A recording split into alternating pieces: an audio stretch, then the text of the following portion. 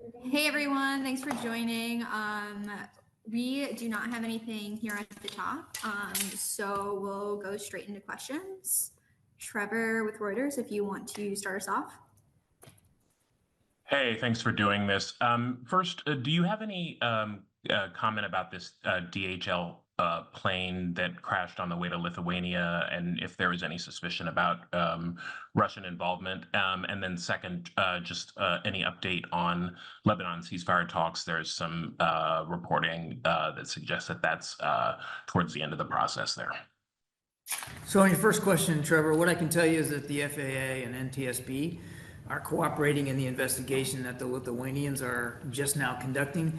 This is pretty fresh stuff here, just happened, so we're certainly not going to get ahead of that investigation and where the facts are going to lead them, but we are contributing some expertise on these kinds of things to help them through that, and I'm sure that the Lithuanian authorities, as appropriate, will keep people informed about what they're learning. On your second question, look, I've seen the press reporting and the comments by anonymous officials. I think you can understand that where we're going to be today is that this remains a top priority for the president, has for some time, and certainly is today as we speak, to get this ceasefire between Israel and Hezbollah so that the rockets and the missiles stop and so that people can start moving back to their homes and restarting their lives along that blue line. And we are actively involved in trying to bring that about, but nothing is negotiated until everything is negotiated. And as you and I are speaking here this morning, Trevor, I'm sorry, this afternoon, those conversations are ongoing. Thank you. Our next, some user issue here. Our next question will go to Zeke with AP.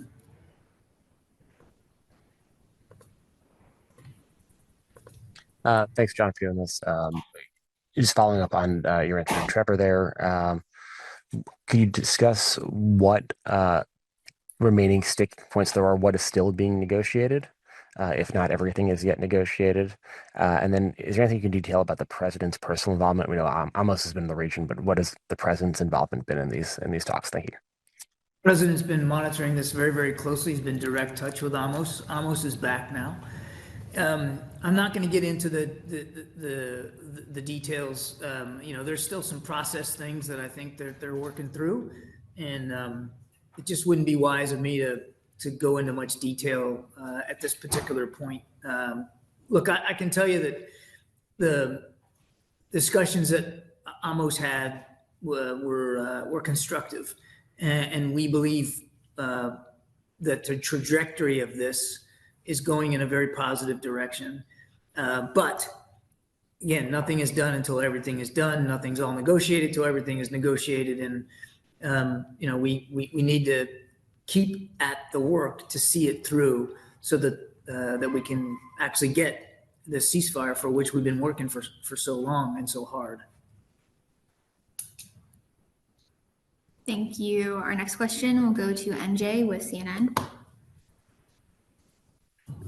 Hi.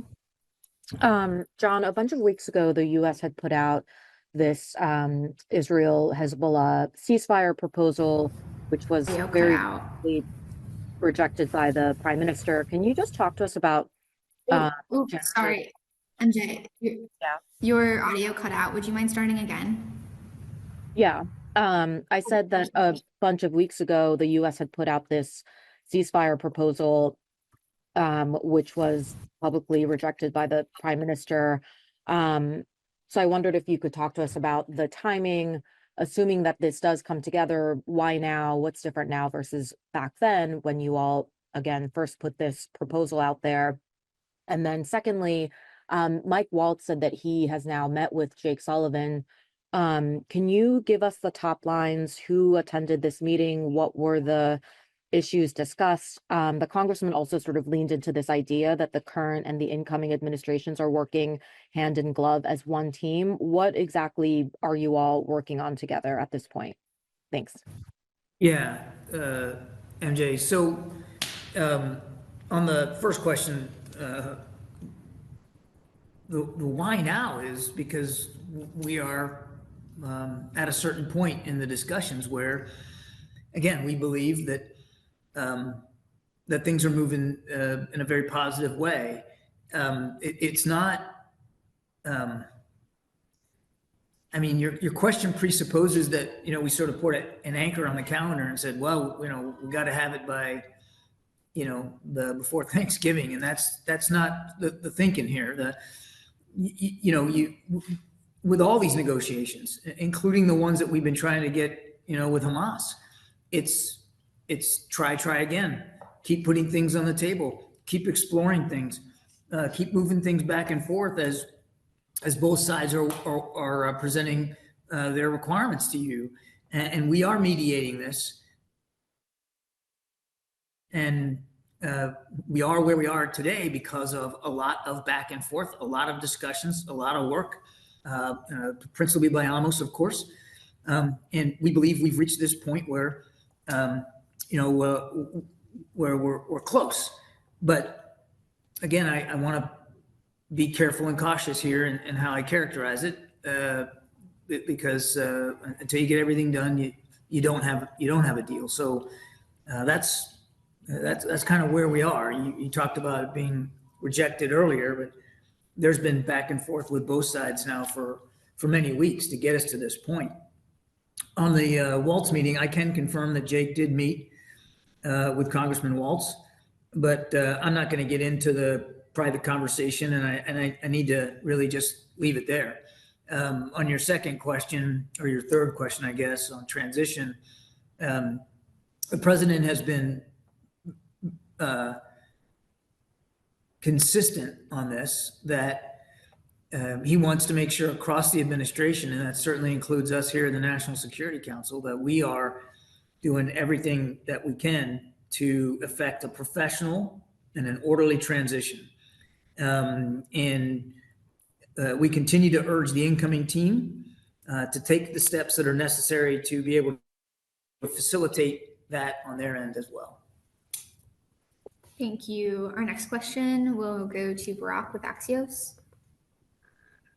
Hi, John. Thank you for doing this. Two quick questions. First, on the follow-up on Jake's meeting with Waltz. I was told that one of the issues they discussed is how the current administration and the incoming administration can work together to push for a Gaza hostage deal in the less than 2 months that are left until January 20th. Can you confirm that? And second thing, the U.S. is going to give Israel a letter of assurances, a letter of guarantees, whatever you want to call it, about Israel's freedom of operation in Lebanon if it sees any imminent threats after a ceasefire is reached. Can you say anything about that? No and no. I'm sorry, Barack, but I really can't be more helpful to you on either one of those ones. The only thing I will say is, I tried. Yeah, you did.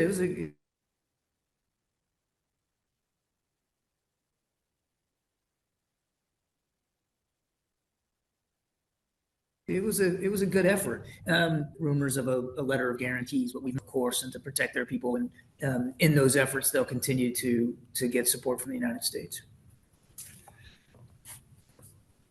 Thank you. Our next question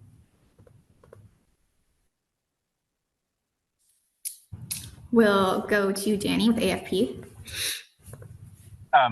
Well, thanks for doing this. A couple of things. Firstly, just for the avoidance of any doubt, when you say, we believe we've reached this point where we're close, you mean close to a deal? Is that right? That's correct. Thanks. That's correct.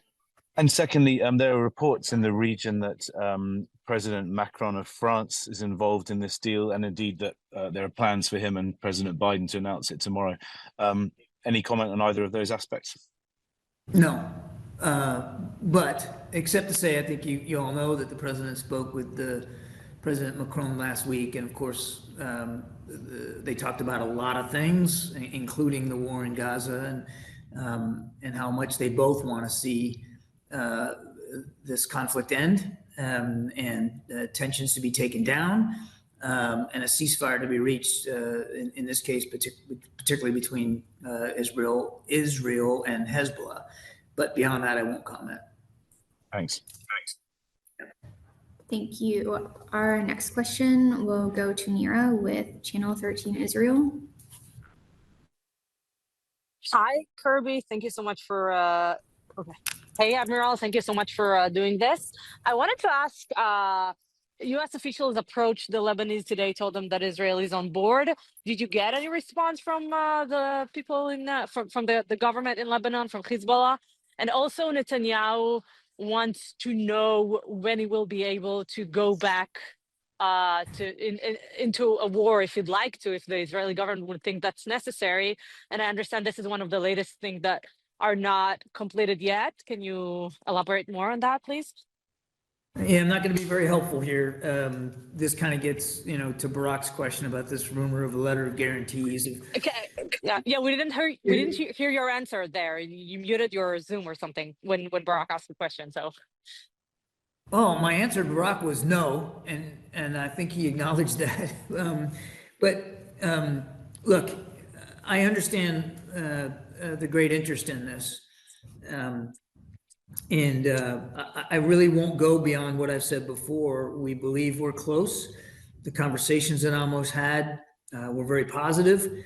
And we, as I said earlier, we believe the trajectory is going in the right direction here to potentially getting this ceasefire done. But it's not done.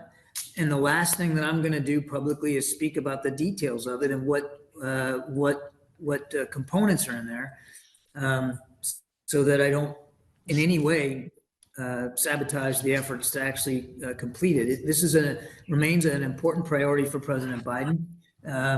That's why we have been working hard to mediate this deal so that people can return to their lives and their homes around the blue line, and the rockets and missiles can stop. So again, I do understand where all the questions are coming from. They're all fair. They're all right. They're all the right questions to ask today.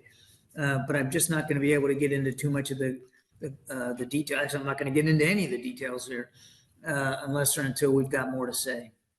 And one last question, if that's okay, Admiral, about the new administration. We do hear that Trump's administration is getting messages from Israeli officials about saying that most of the hostages are dead, maybe trying to convince them not to try to push to a deal. Do you know anything about it? Do you give the new administration any info about the hostages that are still alive? I don't know anything about those conversations. And as I said earlier to a question about Congressman Waltz's meeting with Jake, we continue to urge the incoming team to take the steps necessary so that we can help effect an orderly, efficient, complete and comprehensive transition to them, which includes being able to provide them the kinds of briefings and the context and the material that we believe will be important to help inform their decisions as they come into office. So that's where we are. Thank you so much for that. Yes, ma'am. Yes, ma'am. Thank you. Our next question will go to Nadia. Thank you. Thank you for doing this. I want to follow up on a few of the questions about Lebanon.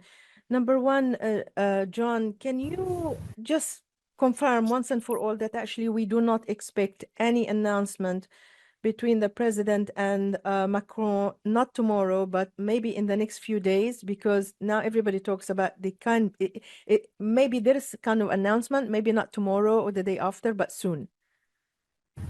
All I can tell you, Nadia, is what I've been saying here for 15, 20 minutes. We believe we're close, and there's been an awful lot of work done. And when we have something we can announce and we can speak to, well, by goodness, we'll do that. And we'll do that as soon as it is practical to do so. But I couldn't sit here and look at the calendar over the next day or two and tell you exactly when that might be.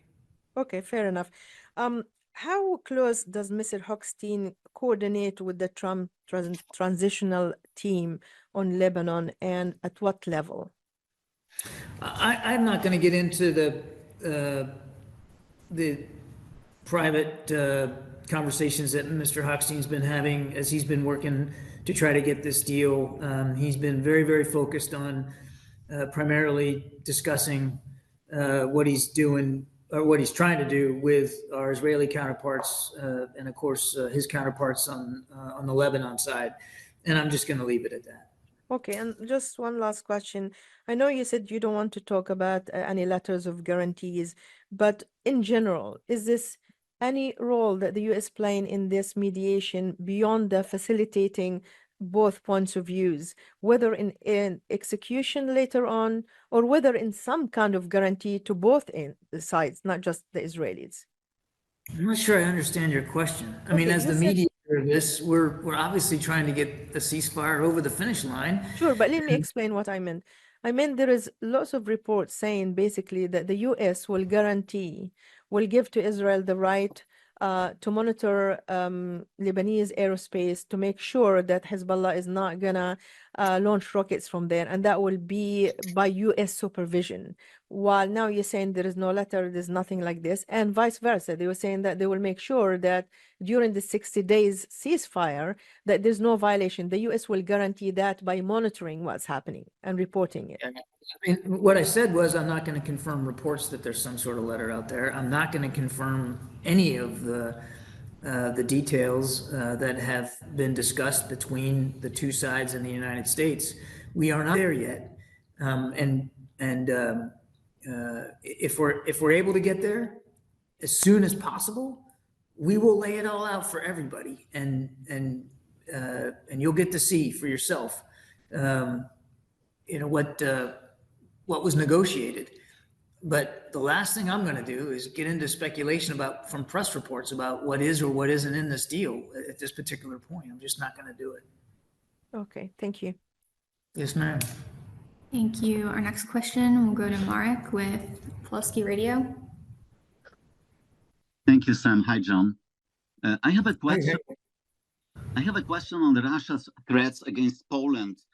Moscow says that the new U.S. missile defense base that was just recently opened in Redzikowo in Poland is considered a priority target. So may I ask you for a comment on that? And my second question is, what's your assessment on the effectiveness of the use of ATACMS by Ukraine?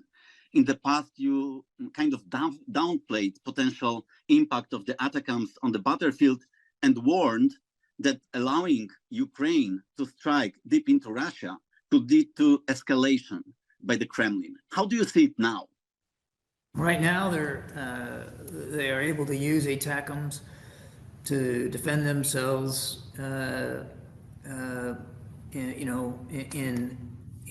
an immediate need basis. And right now, understandably, that's taking place in and around Kursk, in the Kursk Oblast. I'd let the Ukrainians speak to their use of ATACMS and their targeting procedures and what they're using them for and how well they're doing. But nothing's changed about well, obviously we did change the guidance and gave them guidance that they could use them,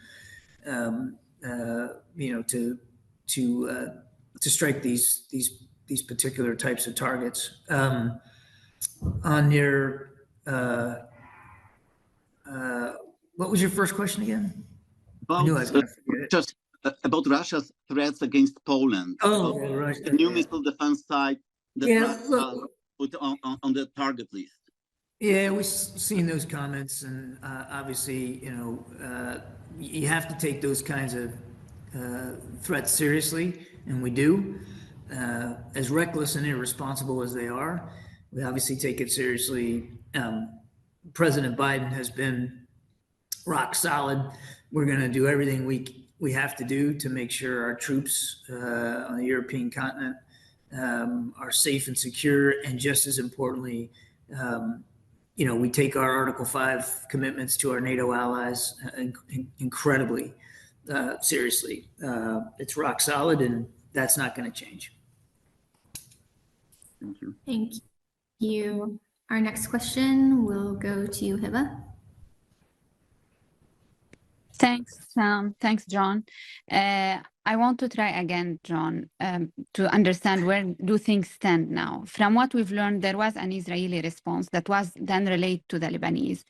If Israel hasn't made any amendment to it, the agreement remains as is. Now, did you receive anything from the Lebanese? Where is the agreement now? On the Lebanon side, on Israel side? Second, my second question, is it it's a ceasefire? And within these 60 days or whatever, the negotiations will continue for a broader deal? And my third question, please, if I may, will this ceasefire agreement or deal or whatever go to the UN Security Council, considering that you will soon preside over it in December? I mean, will we have a resolution? Will we have a statement from the UN Security Council after this? Because the Lebanese were opposing that. Thank you. Yeah, Hiba, look, I'm simply not going to talk about where we are in the negotiation process. As I said several times here on this call, we believe we're close. The conversations that Amos had in the region were constructive. I'd go so far as to say we believe they were productive. But nothing is done until it's all done, and it's not done right now. And if we can get there as soon as possible, we'll be able to talk in more detail with all of you about the contents of this. But I hope you understand how irresponsible it would be for me in an on-the-record gaggle to lay out for you and confirm every single press report out there about what is in or what is not in this deal. I'm just not going to do it. And I don't have anything to talk to today about, if we get a deal, what a broader timeline for me. All that gets into the parameters of the deal itself. So again, I'm just not going to go there. Thank you. And unfortunately, that's all the time we have for today. As always, if we weren't able to get to your question, please reach out to our distro, our NSC press distro. And I think Kirby has a few words here before we fully go. Yep, just two things. One, I know you all had lots of very detailed questions, and you're coming away from the gaggle, I'm sure, unsatisfied, and I understand that. As I said many times, I hope you understand why. I'm not trying to obfuscate, certainly not trying to be an obstacle or make things difficult for you. What I was trying to do is characterize sort of where we think we are, but not do anything or say anything that might torpedo our chances. And obviously, the most important thing here is that we try to get this ceasefire, because it will mean literally that lives will be saved, and hopefully over a period of time that livelihoods will be restored. And again, the last thing any spokesman wants to do is be in the way of that. And so I just want you to understand where I was coming from. The last thing is, I don't know if we're going to have a chance to talk before Thanksgiving. If not, I just want to wish everybody a happy holiday, and if you're traveling, please do so safely. And thanks for all this engagement. I know it's been a while since we did a gaggle, and hopefully after the holiday is over, we can get back onto a more normal schedule. But anyway, happy Thanksgiving to all of you if I don't get a chance to talk to you before that. Thanks. Thanks, everyone.